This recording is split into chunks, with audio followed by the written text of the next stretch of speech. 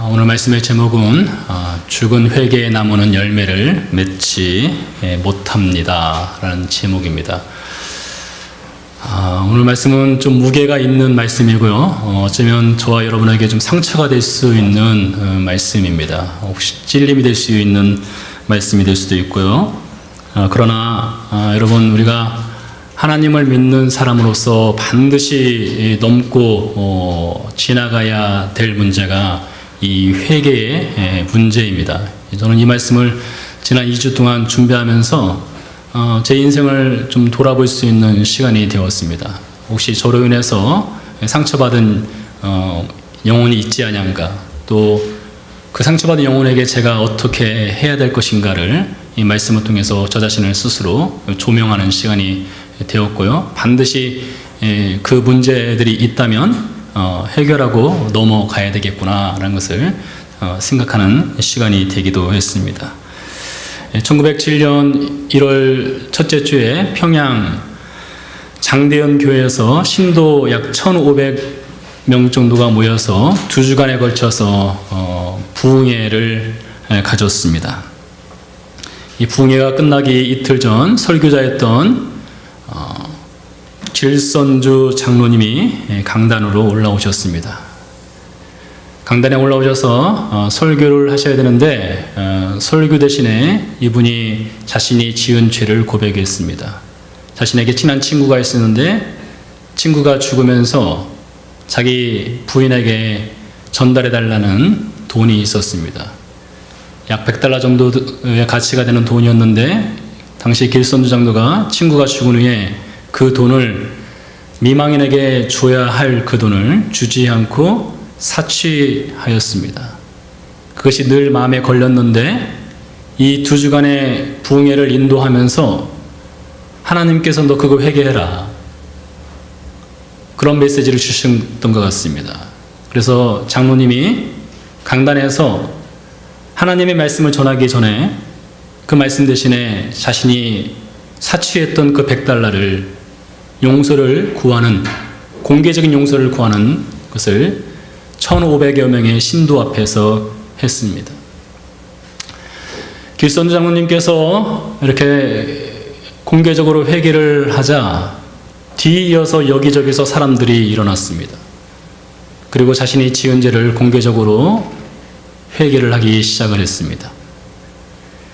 그날 부흥회는 여기저기서 사람들이 일어나서 회개하는 것으로 부흥회가 지속되었고 새벽 2시, 3시 넘어서까지 약 600여 명 정도가 남아서 자신의 죄를 회개하고 눈물을 흘리며 하나님께 고백하는 시간을 가졌습니다. 그날 회개는 교회 안에서만 회개로 끝난 것이 아니었습니다. 길선주 장로님은 사취했던 100달러를 미망인에게 돌려주었습니다.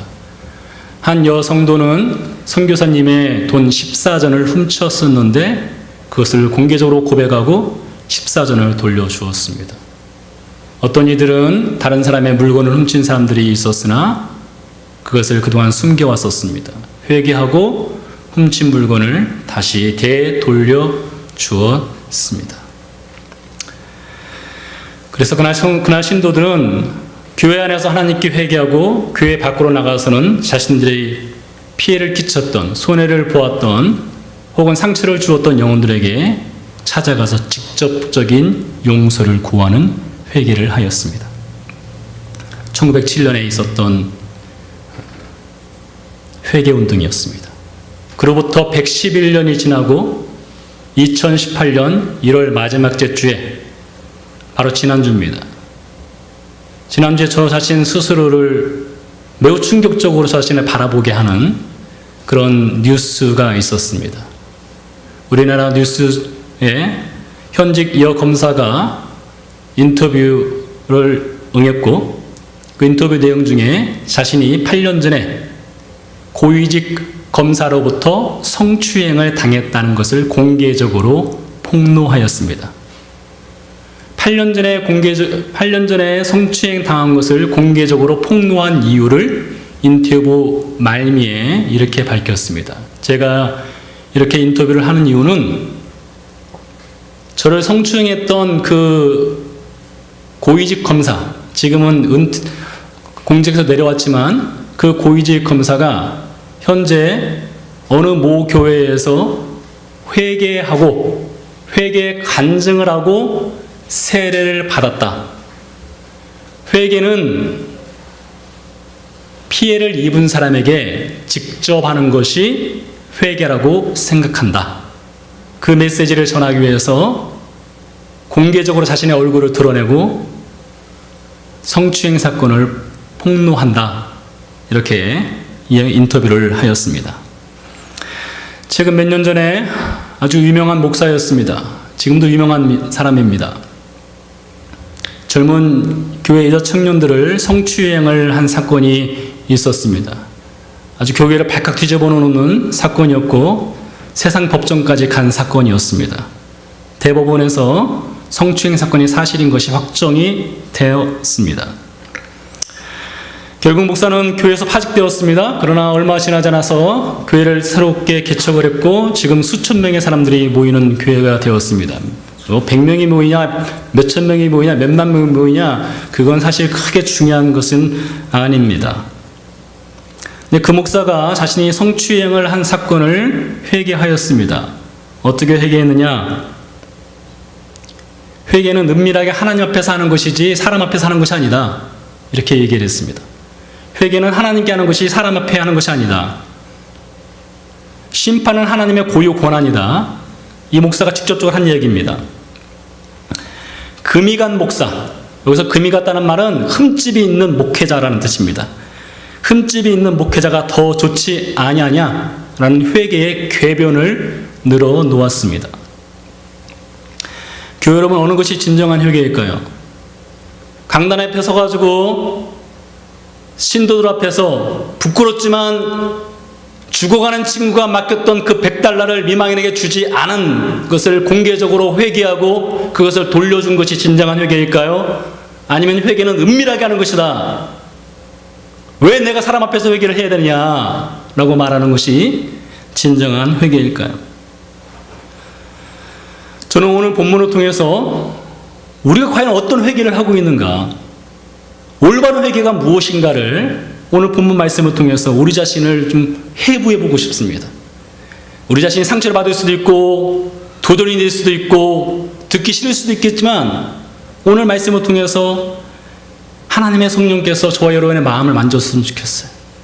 그리고 우리 마음을 만지고 우리 마음 가운데 혹이라도 찔림이 있는 것이라든가 우리가 그동안 잘못된 회개를 했다면 그것을 되돌이킬 수 있는 그런 귀한 시간이 되기를 간절히 소망합니다. 오늘 말씀은 이렇습니다. 세례 요한이 유대 광야에서 회개하라 천국이 가까이 왔느니라 라는 메시지를 전했습니다. 회개하라. 세례 요한도 회개하라 전했고 예수님도 회개하라 전했고 바울도 회개하라 전했고 예수님의 제자도 회개하라 전했고 죽어가는 스데반도 다 회개하라 라는 메시지가 있었습니다. 사실 이 회개의 문을 넘어서지 아니하고는 그리스도인 노쓰리의 사람이 될 수가 없습니다. 그러니까 회개라는 것은 너무나 중요한 것입니다. 세례 요한이 회개 메시지를 전하고 있을 때 유대 광야, 그 한적한 광야, 그 빈들에 수많은 사람들이 몰려들었습니다. 예루살렘과 온 유대와 요단 사방에서 사람들이 몰려와서 오늘 5절 말씀 보니까 자기들의 죄를 자복하고 스스로 고하고 요단강에서 그에게 세례를 받았다라고 되어 있습니다. 사람들이 자신들의 죄를 그 세례 요한 앞에 와가지고 자복했다는 말은 그 앞에 세례 요한만 있는 것이 아니라 그 옆에는 친구도 있고 가족도 있고 이웃도 있고 수많은 사람들이 보는 앞에서 자신들의 죄를 고백했다는 것입니다. 귓속말로 한 것이 아닙니다. 속으로 되뇌인 것이 아닙니다. 사람들이 귀에 들릴 정도로 그들이 회개했다는 것입니다. 누가복음 3장에 보니까 이 사람들에게, 이 회개하는 사람들, 자복하는 사람들에게 세례 요한이 이렇게 이야기를 합니다. 세리들에게 말했습니다. 세무 공무원이죠. 세리들에게 말하기를 더 이상 정한 세금 외에는 받지 말라. 얼마나 명확합니까? 회개하였으니 더 이상 정한 세금 외에는 받지 말라. 군인들에게 말했습니다. 더 이상 거짓으로 사람들 고발하지 말고 사람의 물건을 함부로 강탈하지 마라. 받는 급료를 월급을 족한 줄로 여기라. 명확하게 그들이 앞으로 행해야 될 것을 세례 요한이 가르쳐 주었습니다. 어떤 사람들이 물었습니다. 우리는 어떻게 해야 되겠습니까? 무엇을 하리까? 우리가 죄를 회개했는데 앞으로 어떻게 살아가야 되겠습니까? 라고 물었을 때 세례 요한이 이렇게 얘기했습니다. 옷 두 벌이 있는 사람들은 옷이 없는 자에게 그것을 나눠주는 것이 회개다. 먹을 것이 있는 사람은 먹을 것이 없는 사람에게 나눠주는 삶을 살아야 된다. 회개하였으니 그렇게 살아야 한다. 라고 세례 요한이 구체적이고 직접적으로 가르쳐 주었습니다. 이것이 올바른 회개입니다. 이것이 올바른 회개예요. 그렇다면 잘못된 회개는 무엇일까요? 오늘 7절 말씀입니다. 바리새인들과 사두개인들이 요한이 세례를 베푸는 대로 왔습니다. 자, 5절 말씀에서는 사람들이 요한에게 나와서 스스로의 죄를 자복했다 했습니다. 스스로의 죄를 고백했다고 나왔는데 7절 말씀 보니까 바리새인과 사두개인들이 요한이 있는 대로 나오니 말이 하나 빠졌습니다. 뭐가 빠졌습니까? 자복했다는 말이 빠진 것입니다. 그들은 회개하기 위해서 나온 것이 아니었습니다. 회개했다는 메시지가 전혀 나와 있지 않아요. 예수님의 생애가 기록된 사복음서에 보면 이 바리새인들과 사두개인들이 많이 나옵니다. 자주 등장하는 인물들이죠. 바리새인들은 히브리어로 말하면 이 사람들은 그 원어적인 의미는 구분되었다라는 뜻입니다. 무엇인가 사람들과 다르다는 것입니다. 일반 평시민들과는 다른 삶을 살아가고 있는 사람들을 바리새인들이라고 합니다. 이들은 유대 백성의 정신적인 종교 지도자들입니다. 이들이 하나님 말씀을 백성들에게 가르칩니다.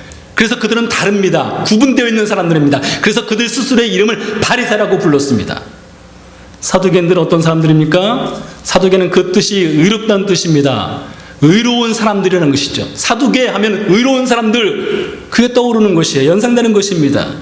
이 사두개인들은 유대사회의 고위 관료들입니다. 정치인들입니다. 종교인들입니다. 특별히 이 사두개인들은 성전 예배와 제사를 주관하는 사람들입니다. 지금으로 말하면 목회자라는 것이에요. 그러니 이 바리새인들과 사두개인들의 삶은 일반 평시민들의 삶에 지대한 영향을 끼치는 사람들입니다. 이들이 어떻게 살아가느냐, 어떻게 행동하느냐에 따라서 평시민들의 삶이 좌지우지가 될 수 있는 거예요.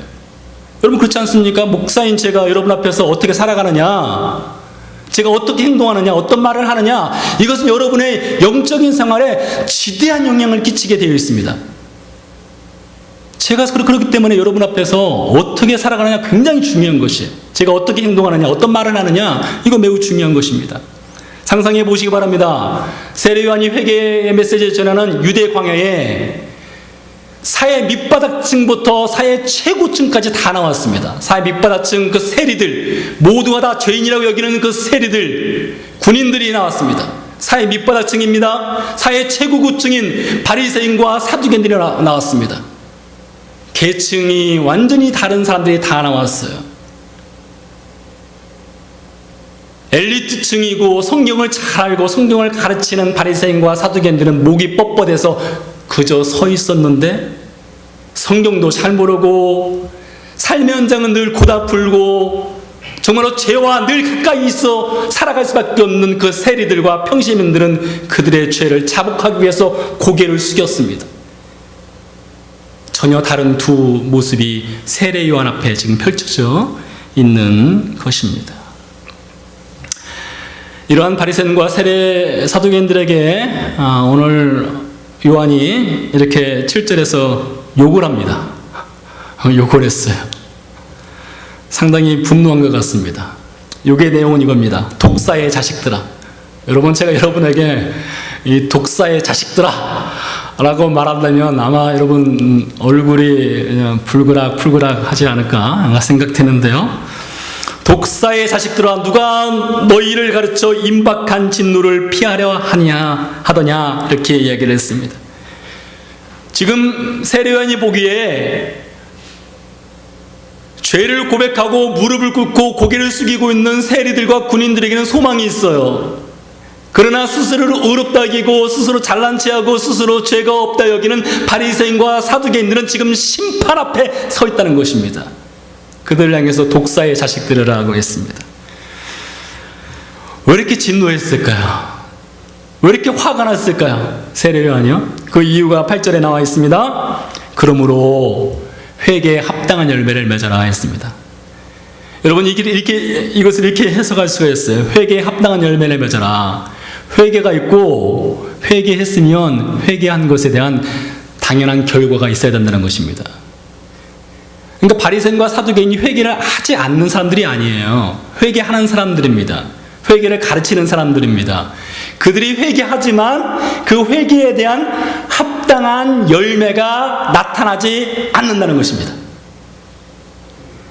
예를 들어서 서두에 말씀드린 것처럼 길선주 장로님이 제가 제 친구의 돈 100달러를 훔쳤습니다, 사취했습니다 라고 말을 하고 고백했으면 그 열매는 무엇입니까? 그것을 돌려주는 것이 회개에 합당한 열매인 것입니다.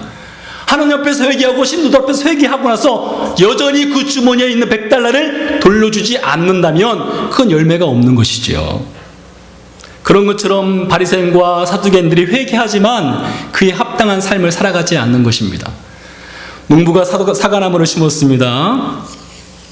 열심히 가꾸었습니다. 몇 년이 지나면 뭘 기대합니까? 열매를 기대하는 건 당연한 것이죠. 근데 열매가 없어요. 이파리는 무성하고 나무는 점점 커가는데 열매가 없는 것입니다. 바로 그와 같습니다. 사두개인과 바리새인들이 그렇게 살았다는 것입니다.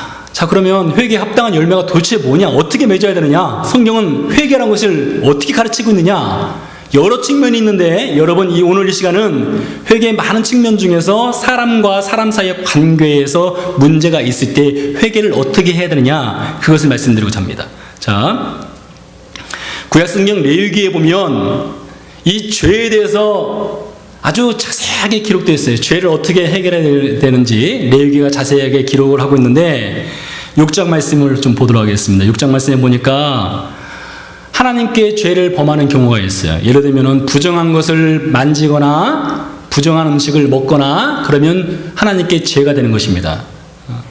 저는 개고기를 먹지 않지만은 성경의 법에 의하면 유대인들은 개고기를 먹으면 안 됩니다.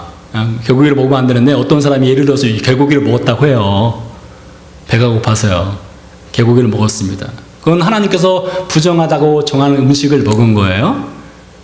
그건 사람한테 어떤 피해를 끼친 건 아닙니다. 그러나 하나님 보시기에는 부정한 것입니다. 그럼 어떻게 해야 됩니까? 그걸 속지 않은 회개를 해야 돼요. 하나님께요. 이런 것이 회개입니다. 두 번째입니다. 하나님께 아니라 사람에게 죄를 범하는 경우가 있습니다. 예를 들면 누구의 물건 훔치는 경우죠. 여기서 6장 2절 말씀 보니까 이렇게 기록되어 있습니다. 누구든지 여호와께 신실하지 못하여 범죄하되 곧 이웃이 맡긴 물건이나 전당물을 속이거나 도둑질하거나 착취하고도 사실을 부인하면, 자 보세요. 누구의 물건을 훔쳤습니다. 이 사람이 훔치면 그것이 죄가 되는데 이게 죄가 두 방향으로 갑니다. 첫 번째 방향은 피해를 입은 사람에게 죄를 끼친 거예요. 두 번째 방향은 위로 올라갑니다. 왜요? 하나님께도 그것이 죄가 된다는 거예요. 여호와께 신실하지 못하다는 것은 무엇입니까? 죄를 범했다는 것입니다. 사람에게도 죄가 되고 하나님께도 죄가 된다는 것이죠. 그럼 어떻게 해야 됩니까? 회개해야죠. 자, 회개를 어떻게 해야 되느냐? 이어서 말합니다. 6장 5절 말씀 보니까 훔친 물건을 돌려보내라 했습니다. 제가 이 컵을 훔쳤으면 이 컵을 돌려보내야 되는 거예요. 돌려보내야 되는데 그냥 돌려보면 안 된다는 거예요. 여기다가 5분의 1을 더해야 된다. 25%를 더해가지고 돌려주는 것이 진정한 회개다. 그리고 나서 여기서 중요합니다. 사람에게만 회개하는 것이 아니라 그리고 나서 하나님께도 와서 회개하라. 자, 여러분, 순서가 참 중요한데요. 먼저 어떻게 회개하느냐? 저와 여러분이 누구에게 손해를 끼쳤으면 먼저 하나님께 회개할 것이 아니라 그 사람에게 찾아가서 용서를 구하고 배상을 하고 하나님께로 돌아와서 회개하라. 이게 순서란 것입니다. 이게 거꾸로 될 수가 없다는 거예요. 예수님 말씀하셨죠? 하나님께 예배를 드리기 전에 누구와 싸우고 마음 불편한 일이 있으면 어떡하라고요? 먼저 가서 화해하고 용서를 구하고 돌아와서 예배를 드려라.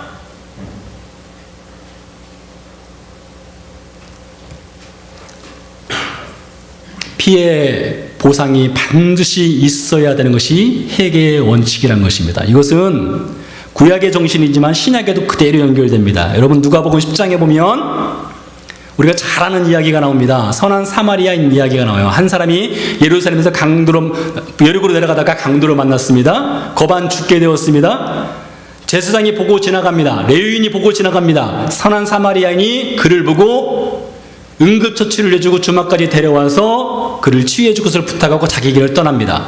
예수님이 묻죠. 이 세 사람 중에 누가 강도 만난 사람의 이웃이냐 물었습니다. 여러분 대답 쉽습니다. 누굽니까? 강도 만난 사람 도와준 사마리아 사람이 당연히 정답이죠. 예수님 말씀했습니다. 가서 너도 이와 같이 하라 했습니다. 자, 여러분 여기서 잘 들으셔야 됩니다. 이 부분에서 가서 너도 이와 같이 하라 하니까 지금까지는 내가 돌봐주고 도와줘야 될 사람들을 그냥 무시하고 지나친 적이 있는데 이 말씀을 듣고 나니까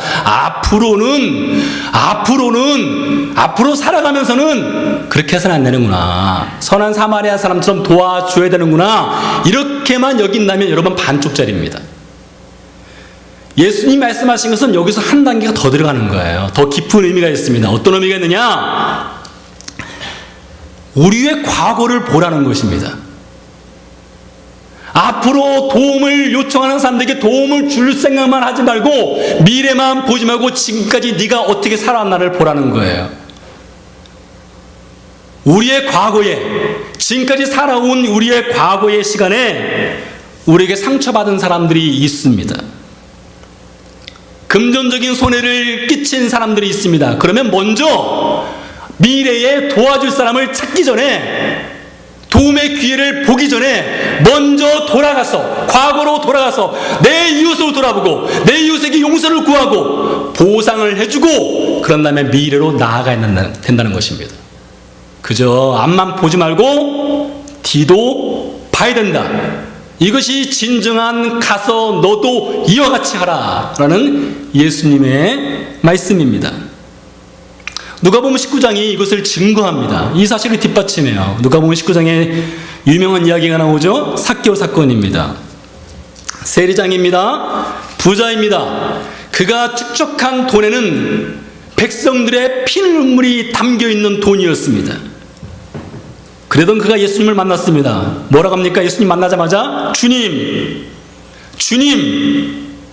제 재산의 절반을 가난한 자에게 나눠주겠습니다.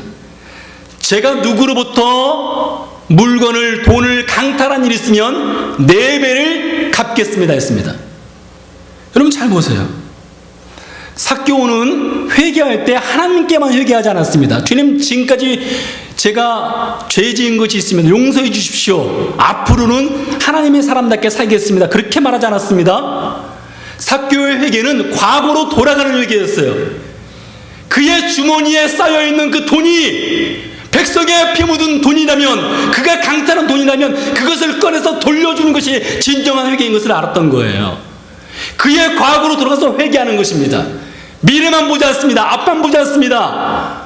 앞으로 잘 살면 되지, 앞으로 하나님 믿는 사람들께 살면 되지, 그것이 아닙니다. 그렇게 하기 위해서는 과거로 돌아가서 내가 지은 죄를 회개하고 용서를 구하고 보상하고 배상하고 돌아와서 앞으로는 그렇게 살지 않겠다. 그것이 삭개오가 회개한 것입니다. 바울이 쓴 서신서 중에 가장 짧은 서신이 하나 있습니다. 빌레몬서라는 것입니다. 몇 장일까요? 한 장입니다. 한 장으로 되어 있습니다. 여러분 한번 읽어보시기 바랍니다. 아주 재미있는 서신서입니다. 빌레몬은 바울의 친구였습니다. 아주 절친한 친구였고 부자였습니다. 빌레몬에게 노예가 있었는데 오네시모라는 노예입니다. 오네시모라는 노예가 빌레몬은 주인으로부터 도망을 쳤습니다. 도망을 쳤다가 이 사람이 어떤 일인지 감옥에 갇히게 되었습니다. 이 감옥에 갇혔는데 하필이면 누구와 같이 있었는가 하면 바울하고 같이 있게 돼요. 바울을 만났으니 바울이 가만히 있겠습니까? 복음을 전했죠. 그래서 오네시모가 바울을 통해서 예수님을 영접하고 그리스도의 신실한 사역자가 되었습니다. 바울이 오네시모를 나의 동역자라고 불러요. 그렇게 사람이 바뀌었습니다. 근데 그 빌레몬서에 보면 바울이 오네시모를 빌레몬에게 돌려보낸다고 합니다. 당시 로마법에 의하면 노예가 주인으로부터 도망치잖아요. 잡히면 사형당할 수 있는 거예요. 그러니까 오네시모가 빌레몬에게 돌아가면 당시 문화적 상황에서는 오네시모가 죽을 수도 있는 거예요. 그런데 왜 돌려보냅니까? 왜 바울은 오네시모를 빌레몬에게 돌려보내냐 이거예요.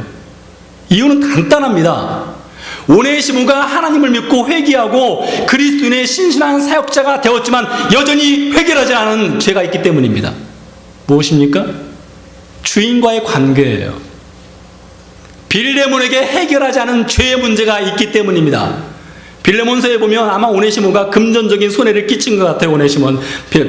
오네시모가 빌레몬에게 금전적인 손해를 끼친 것 같습니다. 그래서 바울이 빌레몬에게 이야기를 해요. 그가 혹시 금전적인 문제면 나에게 청구해라. 내가 대신 갚을 수도 있다. 이런 얘기를 합니다. 오네시모가 빌레몬에게 가고 싶을까요? 가면 죽을 수도 있는데요. 그러나 가야 되는 거예요. 왜요? 그가 정말로 회개했다면, 하나님 앞에 신실한 사역자가 되었다면 주인에게 찾아가서 무릎을 꿇고 용서를 구해야 됩니다. 그가 금전적인 손해를 끼쳤다면 그에 대한 합당한 배상을 해야 되는 거예요. 그렇기 때문에 바울이 오네시모를 빌레몬에게 돌려보내는 것입니다. 자, 그렇다면 이 구약성경이나 신약성경이나 회개는 반드시 그에 따른 열매가 있어야 된다는 것을 똑같은 목소리를 내고 있습니다. 약 500여 년 전에 로마 카톨릭 교회에서 있었던 사건입니다. 성 베드로 성당을 건축하고 있었는데 돈이 부족했어요. 이 건축비가 부족하니까 건축비를 마련해야 되지 않습니까? 그래서 그 돈을 모으기 위해서 무지몽매한 백성들에게 돈을 거둬들이기 시작했습니다. 돈을 거둬들이는 방법은 아주 간단했어요. 연보계를 만들어 놓고 수도사들이 설교를 합니다. 당신이 동전을 이 연보계에 넣어서 연보계에 동전이 들어가서 연보계 바닥에 동전이 딸그랑하고 소리를 내는 순간 이미 죽은 당신의 부모, 가족, 당신의 사랑하는 사람들이 그 동전이 연복에 떨어지는 순간 그 영혼이 지옥에서 천국으로 옮겨진다. 당신도 이 동전을 던져 넣는 순간 당신도 천국 갈 수 있다. 그런 거짓된 메시지를 전했습니다. 흔히 말하는 면죄부를 팔았다고 합니다. 그래서 수많은 백성들이, 무지몽매한 백성들이 앞다투어서 동전을 그 연복에 집어넣으면서 자신의 가족과 부모가 지옥에서 천국으로 옮겨가기를 바라는 소원을 빌었던 사건이 있었습니다. 로마 카톨릭 교회의 타락의 최정점을 찍었던 사건입니다. 자, 그런데 오늘 우리 교회가, 오늘날 우리 교회들이 이 회개의 면죄부를 막 찍어내고 있습니다. 그저 교회에서 회개하면 끝나는 것이라고 막 찍어내고 있는 거예요.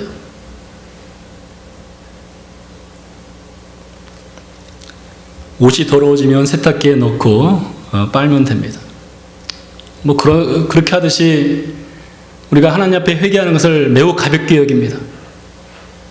약 10초도 안 걸려요. 사실 회개하는데 20초도 안 걸립니다. 좀 무거운 것이면 눈물 좀 짜내고 가슴 한번 찢고 그러면서 얼굴 인상 팍 쓰면서 하나님 용서해 주세요 라고 말하면은 그냥 덮어지는 것처럼 그냥 면죄부를 팍팍 찍어내고 있어요. 한번 생각해 보시기 바랍니다. 우리가 지은 죄 때문에 하나님이 그 아들을 십자가에 못 박아 죽게 하셨는데, 만약에 저와 여러분이 죄를 지어서 그 죄를 용서함 받기 위해서 저의 자식과 여러분의 자식을 옷을 홀랑 다 벗겨서 채찍질을 가하고 수많은 사람들이 보는 앞에서 그를 십자가에 못 박아야 한다, 그래야만 우리의 죄가 용서받는다, 다른 누구도 아니고 내 자식을 그렇게 해야 된다 라고 말한다면 여러분 죄 지을 수 있겠어요? 가볍게 회개할 수 있겠습니까? 회개의 면죄부를 그냥 찍어낼 수 있겠습니까? 절대 그럴 수 없죠. 하물며 하나님의 아들을 십자가에 못 박아 죽게 하는, 그래서 그것을 통해서 우리에게 용서를 주신 그 하나님 앞에서 어쩌면 우리는 회개를 너무나 가볍게 여기고 하나님께 회개하면 됐지, 그 정도로 여기는 회개의 면죄부를 찍어내고 있지 않는가. 그래서 오늘날 교회가 회개의 진정한 의미를 잃어가고 있지 아닌가라는 안타까움을 금할 수가 없습니다. 그러다 보니 회개가, 하나님을 향한 회개가 오히려 교회의 문을 점점 막고 있습니다. 교회 밖에서는 여전히 교회 안에 있는 신자들로 인해서 마음에 상처가 있고 아픔이 있고 용서하라고, 용서받기를 원하고, 그런 목소들이 교회 밖에서 들려오는데 교회는 문을 닫고 귀를 막고 하나님께만 회개하는 그런 어리석음을 범하고 있기 때문에 교회가 점점 힘을 잃어가고 있는 것입니다.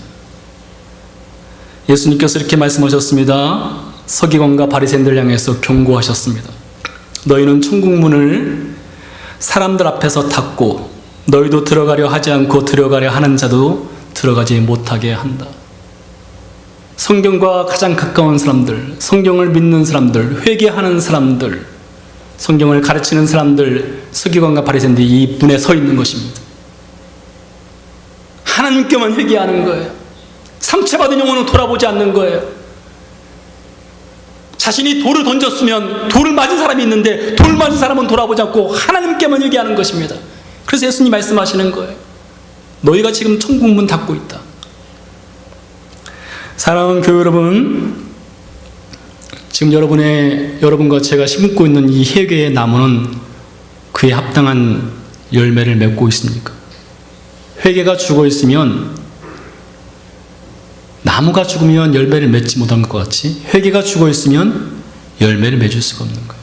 살아있는 회개는 하나님께만 하는 것이 아닙니다. 살아있는 회개는 사람에게도 하는 것입니다. 살아있는 회개는 배상할 것은 배상하는 것입니다. 무릎 꿇을 것은 무릎을 꿇어야 되는 것입니다. 오늘 이 예배를 마치고 여러분 돌아가는 시간에 하나님께서 저와 여러분에게 세미하든 강력하든 분명한 음성을 들려주시리라 생각합니다. 우리 자신이 살아오면서, 미래가 아니라 살아오면서 누군가에게 상처를 주고, 누군가 우리로 인해서 마음이 다치고, 누군가 우리로 인해서 교회를 떠나거나, 누군가 우리로 인해서 저 예수 믿는 것